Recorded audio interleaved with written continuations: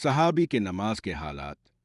मुजाहिद रहमत अल्लाह हज़रत अबू बकर सिद्दीक और हज़रत अब्दुल्ला इब्न ज़ुबैर रज़ी अल्लाह अन्हु का हाल नक़ल करते हैं कि जब वो नमाज में खड़े होते थे तो ऐसा मालूम होता था कि एक लकड़ी खड़ी हो गई हो, यानी बिल्कुल हरकत नहीं होती थी। उलमा ने लिखा है कि हज़रत इब्न ज़ुबैर रज़ी अल्लाह अन्हु ने हज़रत अबू बकर सिद्दीक रज़ी अल्लाह अन्हु से नमाज सीखी और उन्होंने प्यारे नबी से, यानी जिस तरह प्यारे नबी नमाज पढ़ते थे इसी तरह अबू बकर सिद्दीक रज़ी अल्लाह अन्हु पढ़ते थे। और इसी तरह अब्दुल्ला बिन ज़ुबैर रज़ी अल्लाह अन्हु कहते हैं कि अब्दुल्ला बिन ज़ुबैर रज़ी अल्लाह अन्हु की नमाज ऐसी होती थी गोया लकड़ी एक जगह गाड़ दी। एक शख्स कहते हैं कि इब्न ज़ुबैर रज़ी अल्लाह अन्हु जब सजदा करते तो इसका लंबा और बेहरकत होता था कि जौला अलिफ कर कमर पर बैठ जाती। बाज़ मर्तबा इतना लंबा रुकू करते थे कि तमाम रात तो बहुत एक रुकू ही में रहते। बाज़ औकात सजदा इतना ही लंबा होता कि पूरी रात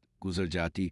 जब हज़रत इब्न ज़ुबैर रज़ी अल्लाह अन्हु से लड़ाई हो रही थी तो एक गोया मस्जिद के दीवार पर लगा, जिससे दीवार का एक टुकड़ा उड़ा और हज़रत इब्न ज़ुबैर रज़ी अल्लाह अन्हु के हल्क और दाली के दरमियान को गुजरा, मगर ना उनको कोई अंदाज़ा हुआ ना रुकू सजदा मुख्तसर किया। एक मर्तबा नमाज पढ़ रहे थे, बेटा जिसका नाम हाशिम था पास हो रहा था। छत में से एक सांप गिरा और बुच्चा पर लिपट गया। वो चलाया, घर वाले सब दौड़े हुए, अलिफी शोर मच गया, इसम को मारा। इब्न ज़ुबैर रज़ी अल्लाह अन्हु इसी इत्मीनान से नमाज पढ़ते रहे। सलाम फेर कर फरमाने लगे, कुछ शोर की सी वज़ ऐठी किया था। बीवी ने कहा, अल्लाह तुम पर रहम करे, बच्चे की तो जान भी गई थी, तुम्हें पता ही ना चला। फरमाने लगे, तेरा नाश हो, अगर नमाज में दूसरी तरफ तवज्जो करता तो नमाज का अंबार ही रहती। हज़रत उमर रज़ी अल्लाह अन्हु के आखिर ज़माने में जब के खंजर मारा गया, जिसकी वजह से उनका इंतकाल हुआ, तो हर वो खून बहता था और अक्सर गफलत भी होती थी। लेकिन इस हालत में भी जब नमाज के लिए मंतबा किए जाते तो इसी हालत में नमाज अदा फरमाते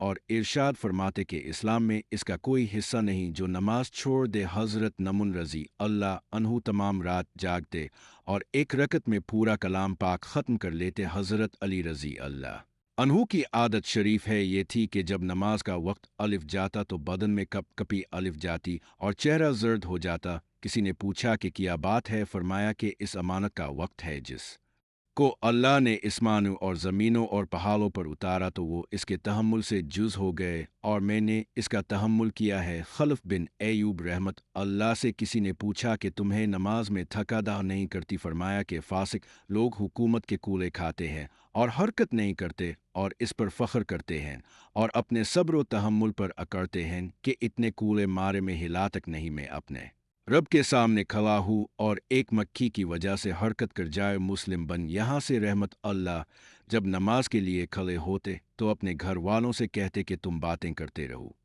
मुझे तुम्हारे बात का पता ही नहीं चलेगा। एक मर्तबा बसरहा के जामे मस्जिद में नमाज पढ़ रहे थे कि मस्जिद का एक हिस्सा गिरा। लोग इसकी वजह से दौड़े वहाँ जमा हुए, शोर शा बेवा, मगर उनको पता ही ना चला। हातिम इस्म रहमत अल्लाह से किसी ने उनकी नमाज की कैफियत पूछी तो कहने लगे कि जब नमाज का वक्त आता है तो वज़ू के बाद इस जगह पहुँच जहाँ नमाज पढ़ूँ थोड़ी देर बैठा हूँ कि बदन के तमाम हिस्से में सुकून पैदा हो जाए, फिर नमाज के लिए खड़ा होता हूँ। इस तरह के बैत अल्लाह को अपनी निगाह के सामने समझता हूँ और पिल सिरात को पाओगी नीचे जन्नत वो दाएं तरफ और जहन्नम को बाएं तरफ, और मौत के फरिश्ते को अपने पीछे खड़ा हुआ ख्याल करता हूँ और समझता हूँ कि ये आखिर नमाज है। इसके बाद पूरे खुशू व खुजू से नमाज पढ़ता हूँ और इसके बाद उम्मीद और डर के दरमियान रहता हूँ कि ना मालूम कबूल हुई आ नहीं। अल्लाह हम सबको हिदायत दे।